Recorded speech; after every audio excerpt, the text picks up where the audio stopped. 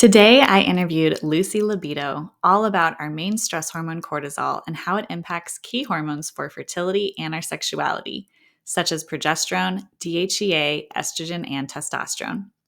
She breaks down how chronic stress can steal away resources from these essential hormones and what we can do about it naturally. Whether you are struggling with hormonal imbalances, low libido, or you want to optimize your fertility, this is a must listen. Let's get started. Welcome to Healthy as a Mother, the podcast for becoming and being a mother, with your co-hosts, Dr. Leah Gordon and Dr. Morgan McDermott, two naturopathic doctors who get it. Each week, we teach you how to be the healthiest mother you can be, from fertility and preconception to pregnancy and birth prep, through postpartum and throughout motherhood, empowering you with the natural health guidance and education you're not getting elsewhere, so you can confidently navigate the broken system at large. The real, the raw, the untalked about. And remember, this information is not intended to diagnose, treat, or manage any disease. Always consult with your doctor before making any changes. Let's take a quick break to hear a word from our sponsors. Having adequate levels of minerals and proper hydration are essential when balancing your hormones, optimizing your fertility, trying to conceive, or preparing for pregnancy. For Dr. Morgan and I, ingredient quality is of top concern, and that's why we love Relight Electrolyte Powders by Redmond's Real Salt. Relight contains Redmond's ancient, unrefined sea salt, which contains 60 plus trace minerals in and of itself. Relight powders conveniently contain the appropriate proportions and forms of calcium, potassium, chloride, and even 2 forms of magnesium, malate and glycinate. These are essential for hormone balance, energy production, and overall wellness. The best part is they taste delicious and they have so many fun flavors. My personal favorite is lemon lime, but I know Dr. Morgan loves their strawberry lemonade. Visit redmond.life and use code HEALTHYMOTHER to save 15% off any of Redmond's products, from their electrolytes to their OG sea salt, other seasoning salts, natural toothpaste, and bentonite clays. Again, visit redmond.life and use code HEALTHYMOTHER to save 15%. Here's to happy hydrating along your womanhood and fertility journey. Lucy Libido is a hormone nutritionist and functional practitioner that helps women to understand the root cause of their specific hormonal imbalance. She is the best-selling author of Lucy Libido Says, There's an Oil for That, written for women who want natural libido solutions for themselves and their partners. Her community experienced a baby boom after her courses and book went viral, and then went on to write a sequel for expecting mothers, Betsy Bosom's Baby Book. Okay, so I am so excited for you to be joining me today, Lucy Libido. This is such a pleasure of mine. I love connecting with other like-minded women in this womanhood wellness space, and libido especially. I think I first found you, obviously your name is great. I think I found you when I was trying to find other practitioners who are doing stuff with libido, because it's a huge passion of mine. But you also do a lot with hormones and fertility. But for those who don't know you, can you give us a little bit of background on you and your story and how you got to where you're at and your name and all the things that you do? Okay, well, first of all, I'm super excited to be here, and I'm a big fan of you, and I love what you do for the women community with fertility and with hormones, and so I feel like we're soul sisters. So this is super fun for me. I love, love, love everything that you teach. But so I go by Lucy Libido, and I always say, yes, that's my real name. When your name is Lucy and you marry a man with a very common last name, Libido, then that's not your name, right? It's almost as common as Smith. So my name is Lucy Libido. Well, a little bit of my backstory is I've always taught in the health and wellness space. And I was teaching a lot of different classes on health and wellness in general. And I thought, oh, wouldn't it be fun to teach like a Valentine's Day class for couples on using natural oils and herbs for libido in the bedroom? Because, there's a lot of things that we can do that are prescriptive. But, I'm like, let's do a class that's focused on natural solutions. And so I kind of was like looking for the script, looking for the book, looking for the information. And this was 2016. And it wasn't there. It didn't exist. Nobody was talking about libido, or definitely not like oils or herbs or adaptogens for libido specifically. And I thought, well, I really want to teach this class. So, whenever you come to a roadblock, you've got 2 choices. You stop and say, oh, this is too hard. Or you're like, well, I'm going to figure it out. So I said, I'm going to figure it out and I will do the research myself. So I pulled together a large group of women and I said, hey, I want to do research on libido and oils and herbs, adaptogens for the bedroom to help us will you participate? Will your spouse participate? We're going to do this for, a period of time. I'm going to give you specific things to do, homework, and then I want you to report back so that we can get kind of some data as to like what works. And people were thrilled. They were like, oh my gosh, yes, I need this so much. We were so excited. We started doing this class. So the people that were most thrilled, think of like most of them at the time were married, but we had some that were single, some that were like menopause, some that were divorced. Like we had lots of different statuses, but they all had, most of them had a relationship of some sort. And the women were so excited because they're like, oh my gosh, this is going to help me. This is going to help my partner. And then after we got started, the men were like, wait, hold on. So you're giving us assignments. I was down for that because, we got a new assignment every other night. Yeah. Wait. I missed the part where we're going to be talking about this on the internet next week. Kind of not as excited about that part. They just heard the first part, all the homework. Yep. And so there was a little bit of concern about privacy. So I said, well, you know what I'm going to do? I will open up this class under an avatar name, Lucy Libido, and it will guarantee your privacy in all of the feedback that you're giving me. But really all the feedback you're giving me, it's like everyone's issues. Yeah. But that way no one will know who I am. So no one will know who you are. Therefore, it will be completely private and safe. And everyone was down with that. So we finished the research group, got all of this great data, put it out into a class that I just thought I was teaching for a small group, and it blew up. It went viral. We had like 10,000 ads in a week. We were like having to take them in so much at a time so that Facebook didn't think they were all bots, and it turned into a thing. And it was so fun, but so much work because I wasn't anticipating this. I was thinking, a few hundred people. And it got so big so quick that I suddenly had to learn how to moderate, and I had to get a team, and I had to do all these things that I wasn't anticipating. And it took a lot of my time and a lot of my effort, more than I was anticipating. And I finished up that class, and my husband was just like, you have been night and day, every moment, either teaching or writing or creating graphics. I didn't have a team, preparing posts, moderating, answering questions, keeping crazies out of the group. That was a part of it. We opened up a group called Lucy Libido. You had to figure out how to moderate that bad boy. So it was so much work, but so fun and so fulfilling. And I closed it. I was like, oh my gosh, I am that was so much work. I'm so happy. I'm never going to have to teach this class ever again. Joke's on me, because the next year everyone's like, how do I get in the class? How do I get in the class? I'm like, what? Everyone I saw all over the internet, how do I get in the class? And I realized this is not just like a one-year thing. This is something people need and want all the time. Yeah. And I thought, if not me, who's going to teach it? Because they want the Lucy Libido class. Yeah. So what I did was I reopened the class, and at the same time, I was like, I need to have this more permanent, because it was a Facebook group. Stuff was bumped around. People were like, I want to find this and that. I'm like, I need it in one place. So I turned the class into a book, and that's what awesome. Was Lucy Libido said, there's an oil for that. I taught the class again. I was like, now guess what, guys, you can just keep the book, and you can have the class, and it's all in book form.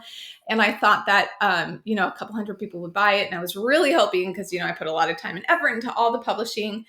I didn't have a website. I did not have a publisher. Wow. I did not have a marketer. I did all my own graphic design. I had a typesetter freelance. That was it. And I was like, to this group of 10,000 people, hey, so I put the class in a book. If you want it, comment below your PayPal address and PayPal me this amount and put your address in the comments. Yeah. This is hilarious. Okay. This is just how little I was. Just send me a PayPal. And just send me a text. It's like, oh gosh. So I, some orders started rolling in. I was like, oh, that's so nice. I'm not in the red, I'm going to pay my publishing costs. Yeah. And then a few more hours later, I'm like, oh my gosh, the months and months of time I'm put in this, I'm actually being paid for my time now. This is amazing. That's awesome. Went to dinner, came home, went to bed, woke up in the morning, opened up our computer, and my jaw hit the floor. I was like, we need a shipping company. We need a shipping company. 8,000 orders. And I was shipping them by hand from my kitchen table. Oh my gosh. And I realized that this wasn't just a little thing. This was not a one-time class. This was not a few friends wanted it in a book. This was something that women needed. Mm-hmm. And I realized that because they were asking for me to teach it, that became my calling. And then that is why it just turned into what I do. I teach hormones. I teach libido. I do courses. And that is what I do full time now because it's something I love. And it's something that I think that because it was fun and it was funny and it was a safe place in that group. And that book was really fun and lighthearted, but it answered all the questions and it gave people the help they needed. They felt coming to me and asking me those questions. And so my whole entire brand has turned into Lucy Libido. I run a happy hormone lab. And that's why I teach under that name, because that is how everything blew up. But it's been a fun journey for sure. Oh my God, I love that story. That's so great. It is such a great name. And I think that there's so little information and support around that. I know that along my libido journey, I have found very little support. So when someone has looked into it, especially when you understand and know things, it's so helpful. One day I am going to write a book as well because I have so much to share on this topic. It's so exciting, but I'm so stoked that you did that and that you just like kept moving forward and that it all worked out. That's awesome. So with that and what you've learned, you do a lot with hormones, so more than just libido. And did you write a second book on fertility? Is that what I said? Oh my goodness. Well, what's hilarious was everyone got pregnant. So after the Lucy Libido book came out, we had this mass like baby boom. Yes. Including one of my besties, and her name was Betsy Bosom. She was my helper. That was her name. And she was also a doula. And so we wrote through her pregnancy the sequel follow-up, utilizing oils and herbs safely through pregnancy, and we call that Betsy Bosom's baby book. And it's using oils from bellies to babies and beyond, because there are baby books out there using natural things, but some of them are a little older and outdated. And you know how things are always changing in the baby world, probably even from your last baby to this baby. Even my friend Betsy, she was like, "Oh my gosh, everything has changed. All the guidelines have changed, from folic acid to folate." And I was like, we needed an updated curriculum. So we ended up writing that sequel for the big baby boom. And so it was kind of perfect because we had the libido book and then we had the pregnancy book. Oh my gosh, I love it. Yes, they definitely go together. I've had patients who are struggling with fertility and I'm like, okay, how often are you guys having sex? And they're like, well, like we don't really. And I'm like, okay. Well, you're not going to make a baby if you're not doing that. Like we need to address that part too. So libido affects, women in all the different seasons, but it affects, along the fertility journey and even in the infertility journey. I speak about that a lot of how it's a complicated, it can be a complicated situation with couples, not only hormonally, but also, situationally and all sorts of stuff. So I love that you're doing that. I love that you wrote those books. And today we want to talk a lot about a couple hormones, cortisol in particular, and progesterone. So can you kind of break down cortisol, which is one of our stress hormones, and kind of the role that it plays in general in our life, not only in our hormones in general, but also in libido and in pregnancy? Yeah, absolutely. So Or fertility. Yes, and fertility. Well, it impacts everything essentially because as a holistic practitioner, everything is connected. So we'll speak to it through the lens of, how that impacts progesterone and fertility and libido, because it really does. It impacts everything. So in my hormone lab, we talk about hormones as being happy hormones, or the antithesis. We don't really say angry hormones, but cortisol is really the death hormone. Now, there's a time and a place for it, just like everything in life in our bodies. We were built smart and we were built with hormones like adrenaline to keep us safe, and like cortisol, because that's going to help to regulate blood sugar. That helps us to wake up in the mornings. However, we live in a state where we tend to just have chronically high cortisol levels because they're related to our stress. And I call cortisol the thief, the master thief, because it steals from all of our happy hormones in so many different ways, in the way our hormones metabolize, and the way that we have left over, and just even our capacity to have happy hormones. So I don't know how many of your listeners are familiar with the hormone precursors, but I'll give you a little tiny baby science lesson. But, our hormones are going to come from our pituitary. They're going to come from our adrenals. They do come from our gonads, AKA ovaries, testes. We do get some from our thyroid, and some hormones are made in our gut. So hormones are coming from all over. So when any of those systems aren't working well, first of all, we won't have enough. But second of all, hormones cascade down. I like to think of it like a waterfall, but it's also somewhat circular. So we have these precursors that our brain will make. These are DHEA and pregnenolone. And these are kind of like the ingredients to any kind of a thing you want to bake. It's your flour, it's your sugar, it's your eggs. And your body can take all those ingredients and it can make a muffin, or it can make a pancake, or it can make a cupcake. It can make anything out of that depending on what your body needs. And when we're in a healthy state, as those hormones cascade down, it'll say, oh, you need some progesterone. We need to now convert that, metabolize that. And now we've got a little bit of testosterone. If you're a woman, your estrogen over here.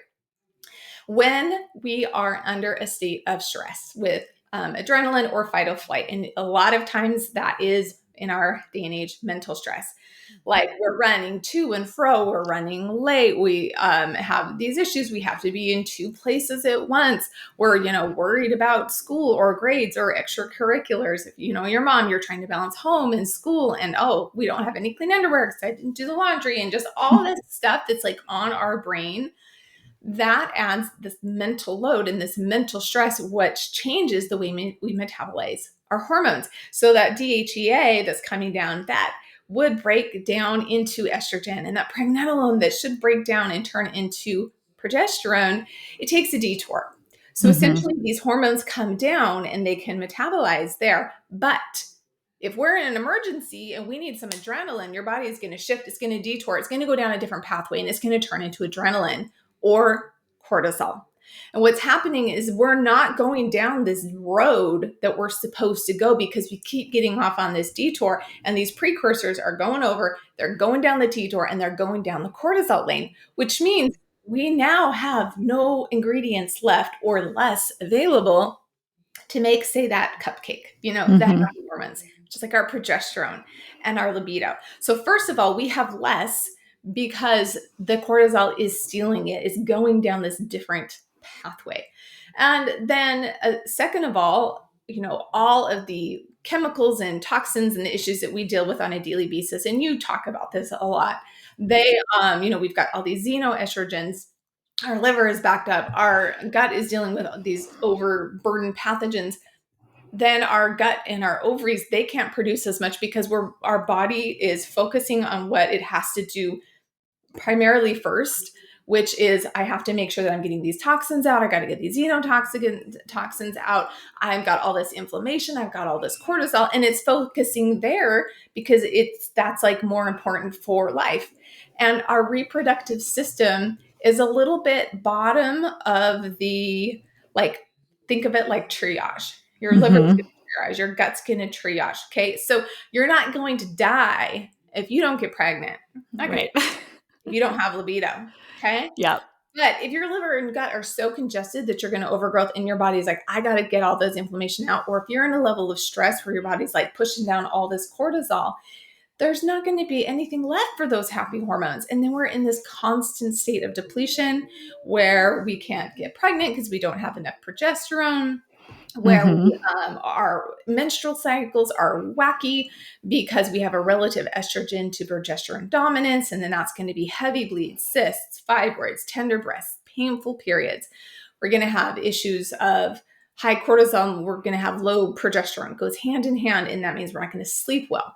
We're going to be irritable. We're going to have more PMS. We're going to have more mood swings. And low progesterone is very, very highly correlated with aggravating mental health conditions because we have no capacity to handle.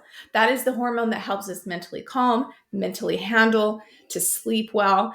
We're completely devoid of that. So we're in this miserable state where our cortisol is so high. We have no libido. We're grumpy. We're angry. We're irritable, not sleeping well, having bad periods. And that is not fun. That is not a place we want to be. And so, I teach about getting that cortisol down through, understanding how much yes we should say, using oils, herbs, and adaptogens that bring cortisol down, making sure that our lifestyle, what we say yes to actually works with our lifestyle rather than pushing everything into our lifestyle. Or pushing our lifestyle into saying yes to the things that really work for us rather than trying to force everything in. and managing that better. And that helps with those pathways. And then we have more progesterone. And then there's, of course, other ways that we can supplement progesterone. There's ways that we can, oils and herbs we can use that help the estrogen pathways. So when we get that cortisol down to a relative level and we've got those ingredients to that cake, and then we still need a little bit more, then we can start supplementing. But if our cortisol is high, we're never going to have enough. And then we're just putting a Band-Aid on. We got to get that cortisol down. Oh, I love that. That was such an eloquent explanation. And I know for me, like I know the hormone pathways. So as you're talking, I'm like seeing them. And for hopefully someone listening, that all made sense of how you were sharing how they do to go down different pathways. We sometimes call it the pregnenolone steal. And when cortisol pulls things away from progesterone. But for anyone listening, like she said, progesterone not only is a fertility hormone, it's very important for fertility. Low progesterone can also lead to losses, miscarriages, but it also helps us feel good, right? It's the chill hormone, and a lot of women who have PMS and issues before their period have a progesterone issue. So if you're like, well, I don't know if I have an issue with progesterone, those are some clues, that you might. Can you speak specifically? So when you talk about cortisol affecting progesterone, we talked about that. It kind of steals the resources away from progesterone. What about libido? Is there a different pathway other than cortisol pulling things away from progesterone that affects libido from a hormonal perspective? Like, does it pull away testosterone or estrogen, or how does that whole thing work as far as libido goes? Yeah, that's a good question. So yes, the cortisol can pull from all of the pathways. Usually the progesterone is one that we see and we feel the most. And so that's usually where I'll start my focus on. But yes, so the DHEA will go down a pathway usually to estrogen and testosterone, and the pregnenolone usually goes down the pathway to progesterone. Now there are certain enzymes they can cross, they can move, but for simplicity's sake, usually those are the pathways that they're going to go down, and usually that's where they're going to end up. And cortisol can pull and detour from any of those pathways. And so yes, when we're talking about things like estrogen, our estrogen level in a perfect world is low, in the beginning of our period, those first 3 days. And, it goes up in, mid-cycle, day 13, 14, 15, we should be ovulating. And then it should come down, and our body should be metabolizing and pulling out any excess estrogen that we don't use. And this is something that isn't always understood, is that our body uses what it needs, and it's supposed to pass out what we don't. And I think we understand this with things like vitamin C. That if you just take way more vitamin C than you need and you can absorb it one time, most people kind of understand, I'm just going to pee that out. Well, estrogen, we're supposed to use what we need, and it's supposed to come down, and we're supposed to take a little break from that before it rises. But sometimes that gets stuck. And then when this relative dominance where we're not metabolizing, and this is usually due to gut health issues and liver health issues, and that stays high, our progesterone naturally lowers too. Our progesterone doesn't get stuck high, but our estrogen gets stuck high, and then we get this big gap. And then that is really, really hard with our irritability and that PMS. But to speak to, the cortisol stealing from the estrogen, yes, it's going to put a burden on all of those hormones where we're not going to be ovulating as well and as consistently, because we just don't have the resources. And so, yeah, because I know with libido, for me specifically, I mean, there's a lot of factors around libido that I teach about that I've struggled with, not only hormonally, but, trauma related, mental, emotional, dynamic stuff with my partner, all sorts of stuff. But one thing we do see a lot, and I'm sure you can speak to this too, is when someone's been chronically stressed, so they have a lot of cortisol that they're making, that DHEA goes down. So for me, when I'm running labs on somebody, if I see a low DHEA, I'm automatically thinking this person has probably been in a state of chronic stress for a while. And then that can affect libido, not only because it can reduce estrogen, but also testosterone. And I've seen women with libido issues not only have low estrogen, I think that's the one that gets blamed a lot, especially, in the perimenopausal season, but I've worked with a lot of younger women who also have low libido, and they don't necessarily have low estrogen, but there's a low DHEA or low testosterone. Can you kind of speak to that, of like what you've seen or what you understand about that hormonal picture with libido? Yeah. So it's really interesting because when you pull labs, like you said, we have this ratio that we look at sometimes, and it's called the DHEA to cortisol ratio. And that's telling us, okay, how much hormone is available for those happy hormones like the estrogen and the testosterone and the progesterone, and how much of it is just going to cortisol. And so again, we only have so much. And yeah, we have less DHEA because our cortisol is chronically high. And so that tells us, okay, we need less cortisol, we need more DHEA. Now, you can supplement with DHEA. However, if your cortisol is high, you're still not looking at the root problem with that cortisol needing to come down, because the more DHEA we have available, then the more we have available for all of those pathways, the progesterone, the estrogen, the testosterone. So when I see someone who's in that state, I don't just automatically say, oh, you just need a bunch of DHEA cream because your DHEA is low. It's low because your cortisol is high. And so we have to look at lifestyle as well. And sometimes that is like, have you dealt with the shadows in your closet? Do you have some therapy? Do you need to release some old emotions? Do you, need to have some hard conversations with your partner? Do you need to have more quiet time to yourself? Are you depleted because you're giving everything to everyone else? And why do you feel that that's an expectation? There's a lot of these like mental things that go into play with that. But as far as like the libido go, you said, you mentioned sometimes people will have low DHEA and they'll have a low estrogen, or they'll have a low DHEA and they'll have a high a high estrogen. And you're like, okay, so estrogen's not necessarily why their libido is low. Well, estrogen can get stuck high, and this happens a lot in perimenopause.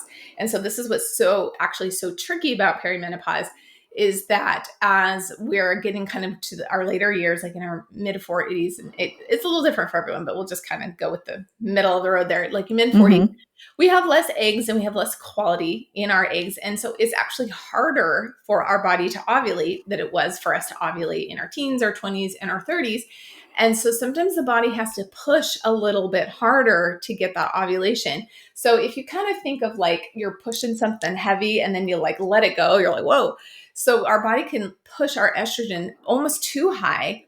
And then our gut also changes in perimenopause. We have a whole entire microbiome in our guts called estrobolome, and that relies on estrogen. And as our estrogen goes down in general, but then we're pushing really high to ovulate, it just gets really wonky.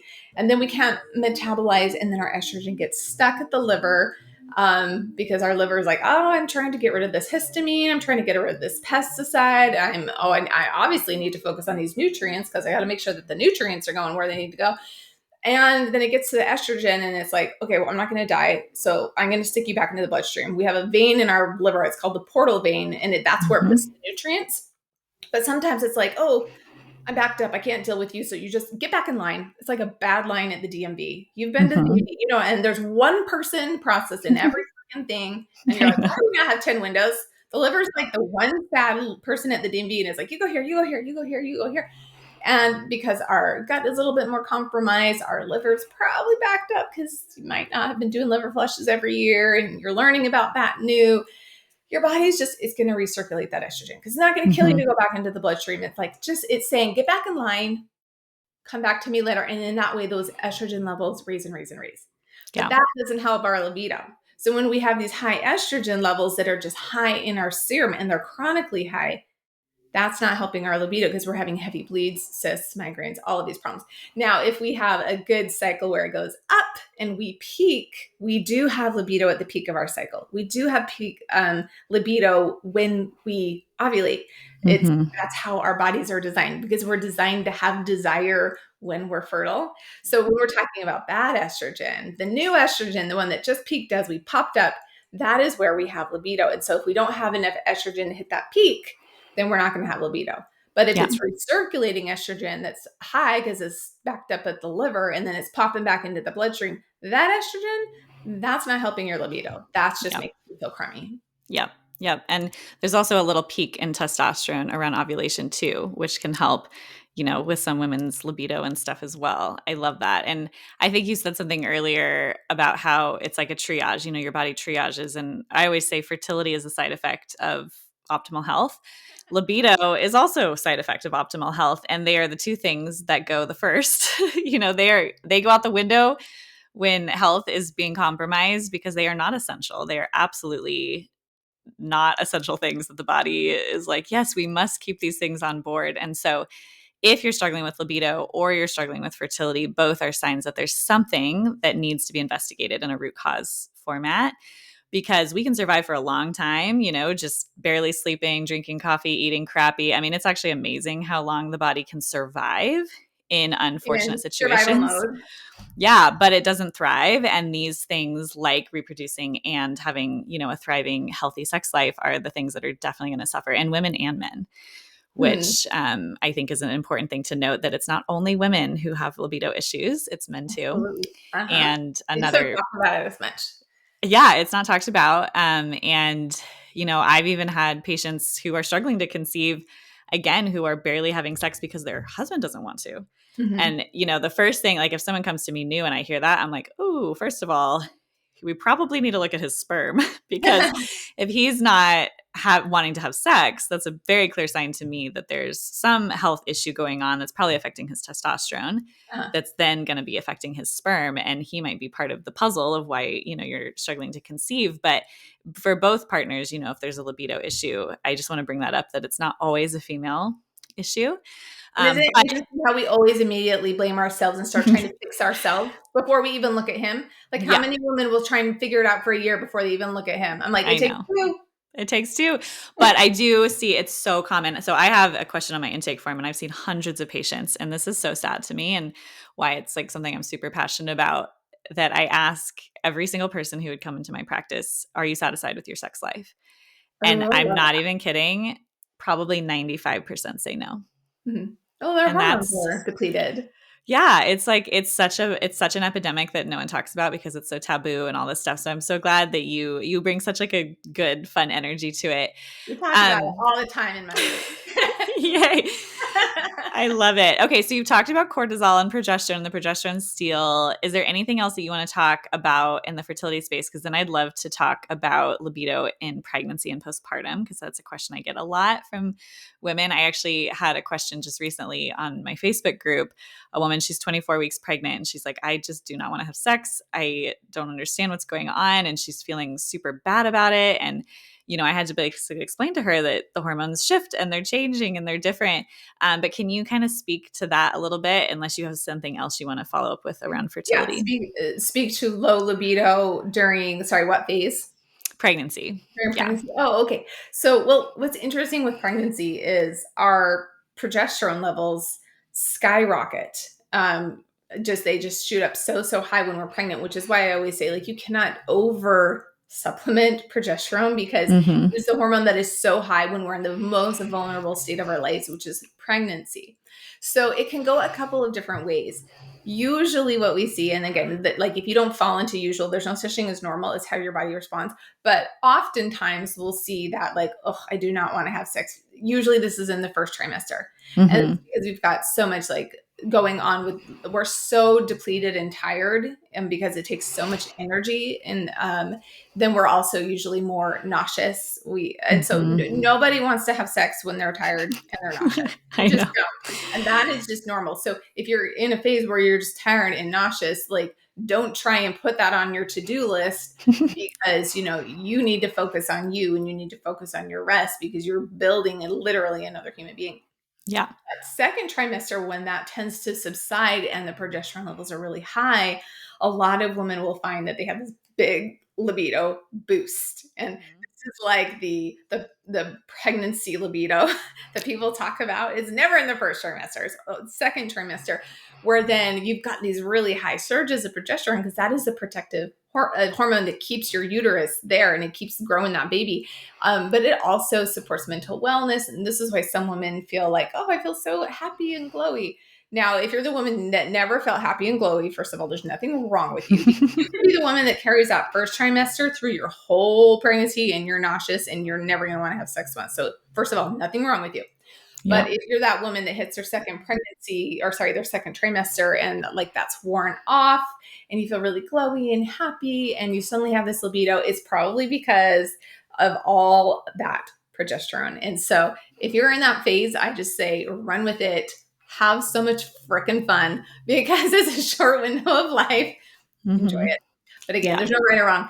And then that tends to subside a little bit in the third trimester, mostly just because we're dealing with more of the weight and the back stuff, and we're bigger and we're more tired and it's a little harder. So that tends to like pop down a little bit. And then postpartum, a lot of women have very little libido postpartum. And Mhm. for my listeners who are out there, like, I've had a baby and I have zero interest. First of all, there's nothing wrong with you. Like, that again is your hormones. We go from this crazy high level of progesterone to like, it's like just falling off a cliff, like Yeah. nearly zero. And you don't have that hormone for desire. And if you're breastfeeding, some people that can even make it even less so. Everyone's a little bit different. So that I call it the fourth trimester. I'm like, you really have to understand that this period of time is a period of recovery. Housing and birthing a baby is harder than any other surgery. Like, a man goes in for an ACL tear and he's like, oh, I got to be out for 2 weeks. It's like, we have to wake up every 2 hours, feed someone, we're bleeding, losing iron, Mhm. we haven't stitched clothes, and we're still like doing full-time mom work. I know. First, you're not going to have libido. So postpartum, know that, if you have no libido, that's okay. Yeah. It will come back. And if you feel like it's not coming back, then we can supplement with your progesterone. We can help that. But that fourth trimester, this is just about recovery. So just Yeah. focus on it. Yeah, I love that. I think it's good to normalize it because I think, especially too, we've had conversations like this on the podcast about having conversations with your partner, whether you are trying to conceive or you're pregnant or postpartum, about how things will shift and change because there's so many differences in your hormones, and whether you had a thriving libido before or you didn't, but just setting up expectations for these seasons that are maybe going to be a little different between you intimacy wise when you're going through all of these changes, I think is good so that they're not, blindsided by the fact that you don't want to have sex with them all the time. Yeah, no Which is, surprises. yeah. Let's take a quick break to hear a word from our sponsors. Stress management can come from multiple different angles, including exercise, proper diet, and restful sleep. But did you know you can also support your stress response using herbs like ashwagandha, shatavari, rhodiola, milky oats, and holy basil? These adaptogenic herbs are the ones found in Needed's stress support product, which has become one of my absolute favorite supplements I take. It's safe to take while trying to conceive and while nursing, and at any point in your motherhood besides during your pregnancy. These herbs are commonly used in traditional Chinese medicine and Ayurvedic medicine to support cortisol's response to daily life and to promote restful sleep. Go to thisisneeded.com and use code HEALTHYMOTHER for 20% off. Again, go to thisisneeded.com and save 20% with the code HEALTHYMOTHER. Okay, back to the show. Okay, so let's pivot back to cortisol and the stress and how that can impact our hormones. And what are some of the top things that you recommend? So I know you had mentioned some lifestyle stuff looking at it from a mental emotional perspective, but what are kind of the top tips that you tell people to do lifestyle wise? And then what about some of the herbs and the oils and that kind of stuff? Yeah. Yeah. So with cortisol, like anything, it's going to be a holistic package. You can't just only throw one supplement on top of, a high cortisol person and expect it to fix it. However, it's going to really help when you've got like a lot of those things like base layer strategies in place. So first of all, making sure that we're not overscheduling ourselves. And I say this because this is my number one, because I live a busy life. I've got kids that have busy lives. We live a way more busy lifestyle than we used to. So we just need to take a look and say, hey, am I overscheduling myself? Am I saying yes to too much? And, I don't know if you've heard the term, but people will say, if it's not a hell yes, then it's a hell no. Yeah. Because you get to a point where we say yes to all these little things and we think, oh, it's just this little thing and it's just this little thing and it's just this little thing. And oh, I'll just go pick that up and I'll just go grab that and I'll just fit that in. And all of that stuff adds up. And then we're stressed. And then we don't have time to decompress because it's still 9-10 o'clock at night and you're trying to catch up. This is me. Catch up on everything I didn't get finished in the morning because I was like, oh, I'll just take the dog to the groomer. I'll pick up those groceries. It's all the little but it takes up our time. So let's make sure we're not overscheduling ourselves. Let's make sure that we have a little bit of decompression time in our day. Let's make sure that we have time to ourselves that's quiet at night so that we can sleep well. So our cortisol isn't high going into the night, because then if it's high into the night, we'll have night waking. We won't sleep well. And then that, impacts everything. So not overscheduling. Another one is have some type of a decompression ritual in your life, whether that's a meditation, whether that's time of prayer, whether that's, I love aromatherapy because I come from an oils background, taking, a moment to put some aromatherapy in the diffuser and to bring that in, turning on a Himalayan salt lamp. I love that.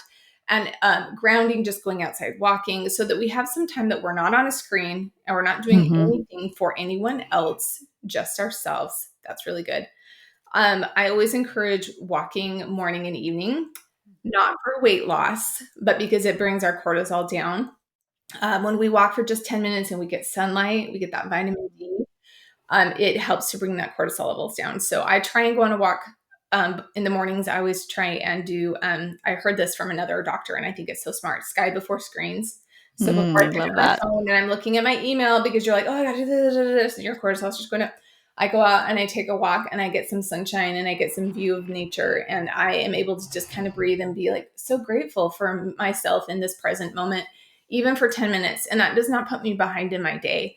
And then in the evening after dinner, I try and go on another little 10-minute walk just to kind of decompress so that my body can come down for bedtime. That is a really good solution I use. And then for oils and herbs, I have a whole slew. I actually have a guide, and I would love to give it to your listeners. It's a cortisol guide: foods, oils, herbs, and adaptogens that all bring cortisol down. So I've got that freebie for you, but I'll highlight a few.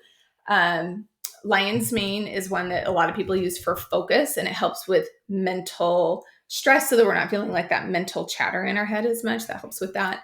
Maca root is another one that I love, and that one helps to bring down like a lot of stress.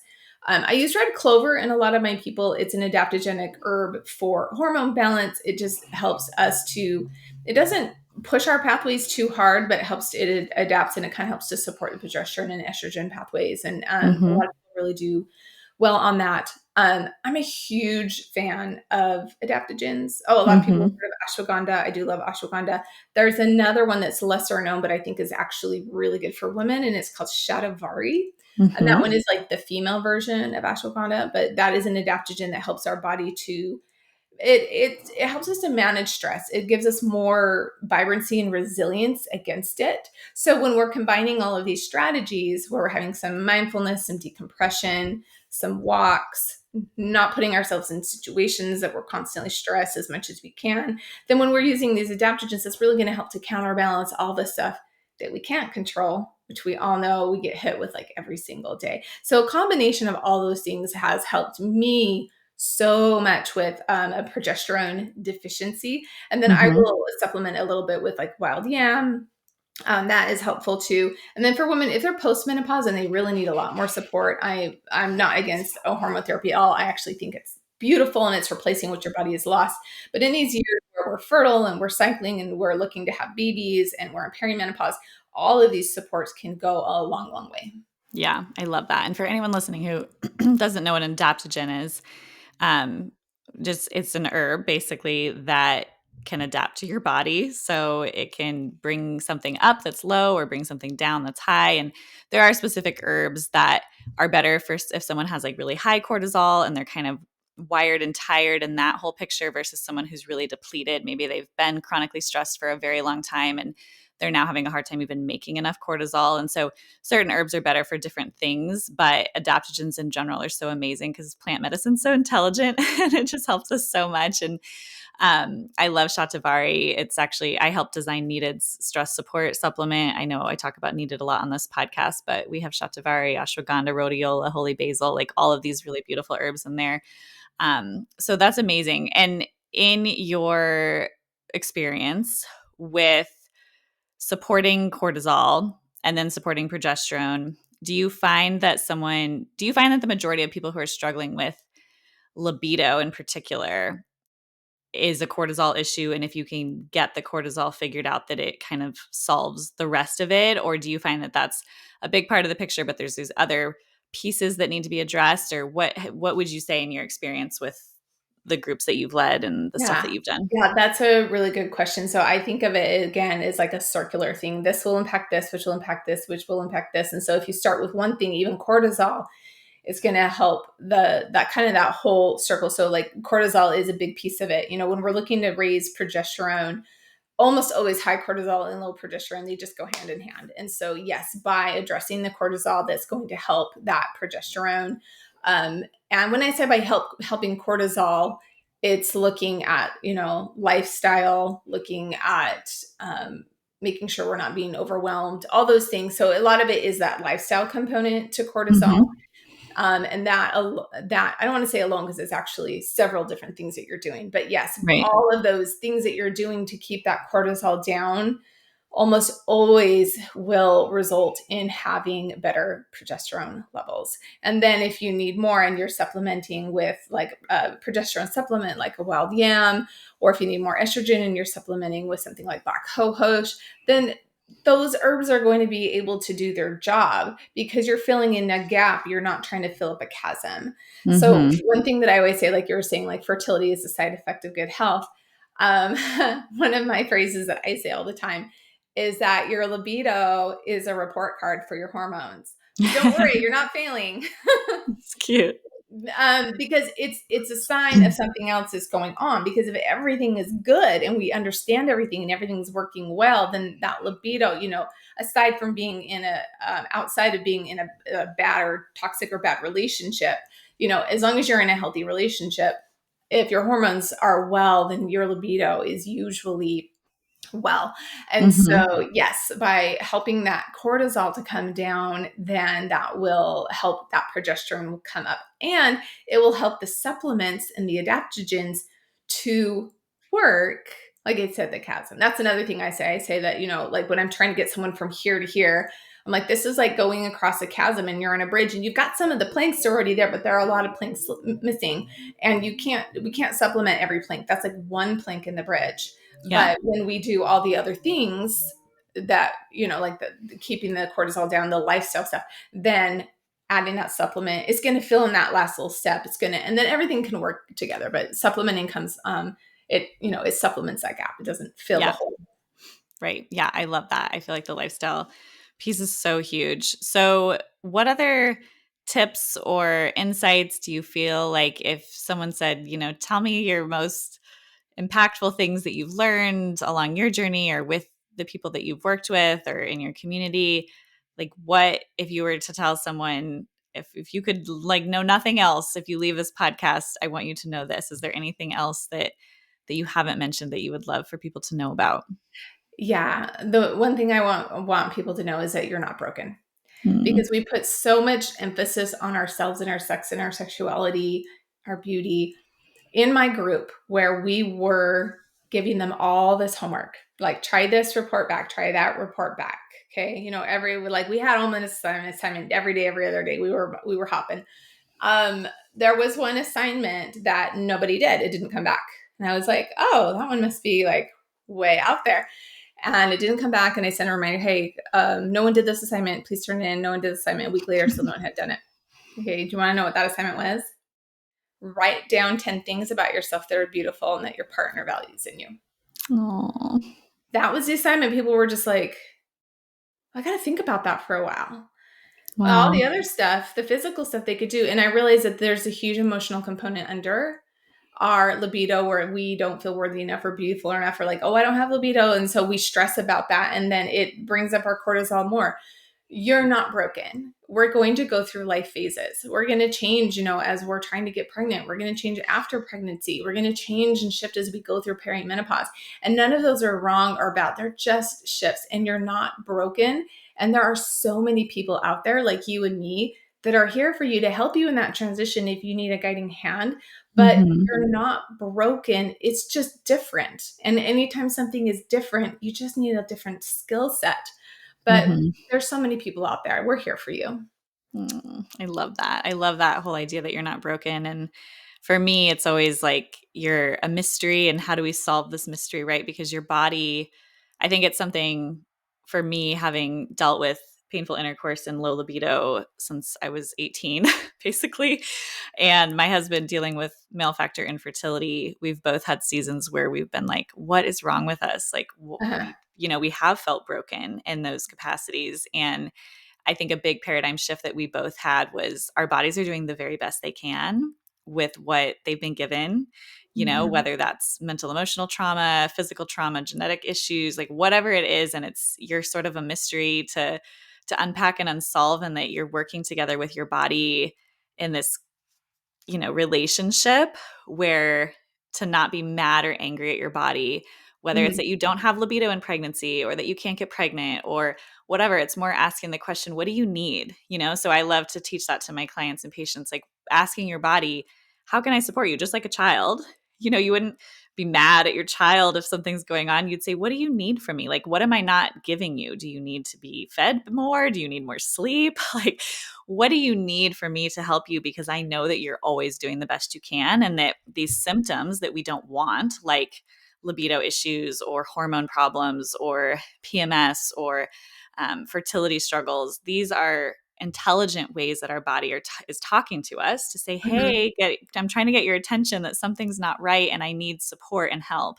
Yes. And then it's learning how to interpret those messages and then getting the body or the mind what it needs. And so, if you don't know how to do that, looking to people, like Lucy Libido or like myself to be like, okay, well, what do I need? Right. But instead of having that mentality of, oh, I'm broken, something's wrong with me, that's such a beautiful message. I'm so glad you brought that up because it's a huge part of my journey and my husband's journey too. And that's the one message that he always shares when I ask him, for people struggling with fertility, especially men, it's that, yeah, you're not broken. There's nothing wrong with you. That it's not a reflection of any of that. It's more, how do I help my body? And I think that's really beautiful. Yeah, and I love that. What do you need? And that's when it's so beautiful to see a client who realizes, oh, when I feel this way, my body is telling me. You can put those things together, like, oh, when I feel this way, I need this. And then they can start to learn how to give themselves what they need in a greater Yeah. capacity. And it's so calming and nourishing to the body, whether it's mentally or physically, emotionally. Just, yeah, serving our bodies with what they need, filling in those gaps so that we can feel more whole and complete and be the absolute most vibrant selves we can be. And when the Yay. libido comes along for the ride, it's super fun. It's super exciting. That's what my whole book was about. And I think that's why it went so viral. It was just supporting libido with oils or oils, Mm-hmm. progesterone and estrogen. And it's like, it's been so fun, but it's also been so rewarding to see people to better connect with their partners and to, even if they don't have a partner, just have really, really good hormone health. I love that. Okay, I have one last question and then I'm going to wrap up. I'm sure you know the answer to this. If you don't, it's okay. But what is your favorite lube that you recommend for people? Because I get this question a lot, and I feel like if you work I in have the my own sexual, lube. I have my I own know. lube in my book. Yes, that's So, true. okay, so it's in my book because most lubes, if they're Mm-hmm. silicone based, that is like really toxic. And I always say you don't Yep. want to put that down on your hoo ha, but you always want a good slippery slide. I always say, who would want to go down a dry water slide? Like, that's not fun. No. So, the lube that I use and I recommend is from my book because it utilizes clary sage oil, which is a phytoestrogen. And so it gives a Mm-hmm. natural vaginal estrogen. And so it supports natural lubrication in the body.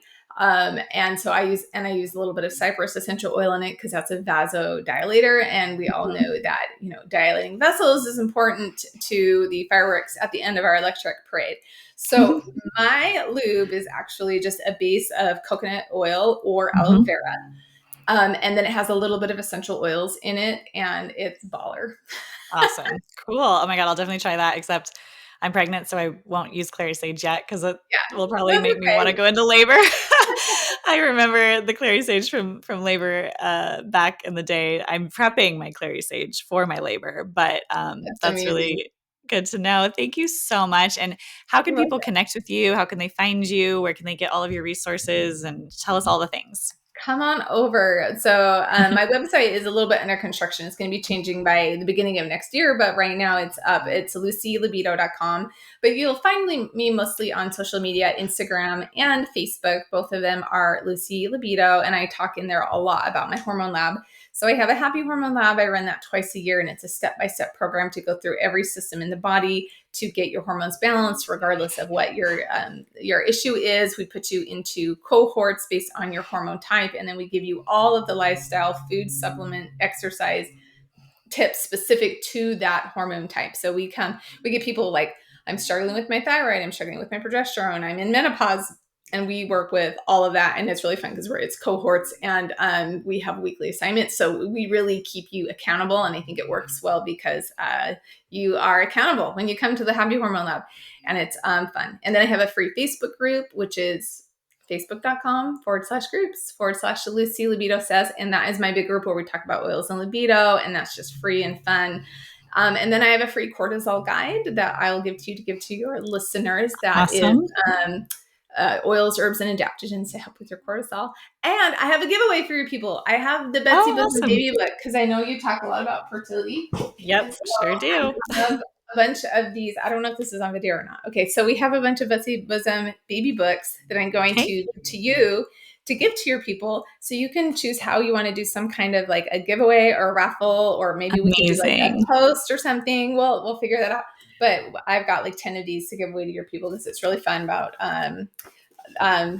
pregnancy. And we can give away some Lucy Libido books too. So We've got lots of books to give away. Fun. Oh my gosh, I'm so excited. That sounds like so great. Thank you for doing that. I'm sure everyone will be so excited, and we'll plan something awesome. And gosh, I have a frog too. But thank you so much for coming on. Thank you for sharing your knowledge and your wisdom. I love everything that you're doing. I think it's amazing. I think we need more of this in the world, and I just really appreciate you. Well, I'm so thankful that you had me. This has been such a fun conversation. I can't wait to share this with all of my following. Yay. Awesome. Okay. All right. Bye. Let's take a quick break to hear a word from our sponsors. Do you have your heart set on starting a family and are eagerly preparing to begin trying within the year? Have you been actively trying to conceive for several months? Do you have a burning desire to optimize your chances of conception and avoid the distressing path of infertility? Or have you been navigating infertility for a while, yet you yearn for new solutions, a supportive environment, and an approach that addresses the root causes of infertility? Our current fertility system is broken. Many couples receive almost zero support on optimizing their health and improving their chances of conceiving before or while trying to have a baby. 1 in 7 couples end up trying for over a year and then are often shuttled into the medication or reproductive technologies route like IVF. Although there is a time and a place for these tools, so many couples would have different outcomes if they had the education, resources, and support I provide in my Fertility Formula program. This program is a step-by-step, doctor-designed, holistic fertility solution for the couple who wants to conceive optimally. And it includes everything a couple needs to know with all of the resources I've created over many years seeing patients in practice. From mastering the cycle to boosting egg and sperm quality, balancing hormones, investigating female and male fertility, having access to order your own labs, both hormones and functional medicine labs, nourishing the body with eating and managing that whole aspect, fostering fertility energy, ditching toxins, reducing stress, rebalancing the gut and vaginal microbiomes, and detoxing prior to pregnancy. This program has it all. On top of that, it includes the bonus modules of breaking up with birth control, optimizing IVF if that ever becomes needed, and my pregnancy loss guide. This is the holistic information and step-by-step guidance you aren't getting from your regular doctor that will only improve your chances of conception and the health of your future baby, no matter where you are along your fertility journey, or no matter what support you might need, whether that's getting pregnant naturally or going through IUI or IVF. Visit www.womanhoodwellness.com/fertilityformula and use code HEALTHYMOTHER to save 15% off the entire program. Again, that's www.womanhoodwellness.com/fertilityformula and use code HEALTHYMOTHER to save 15%. Thanks for listening to this episode of the Healthy as a Mother podcast. In order for others to hear this information, please leave a review with Apple Podcasts, subscribe, and send to a friend who could benefit from this content. We're so excited to share more on becoming and being a mother next time. And please remember that the ideas and views of this podcast are for informational purposes only and are not intended to serve as a substitute for medical care of any kind, including the diagnosis or treatment of any illness or disease. Consult with your provider before integrating this information into your own care plan. And remember, a healthier future starts now and it starts with you.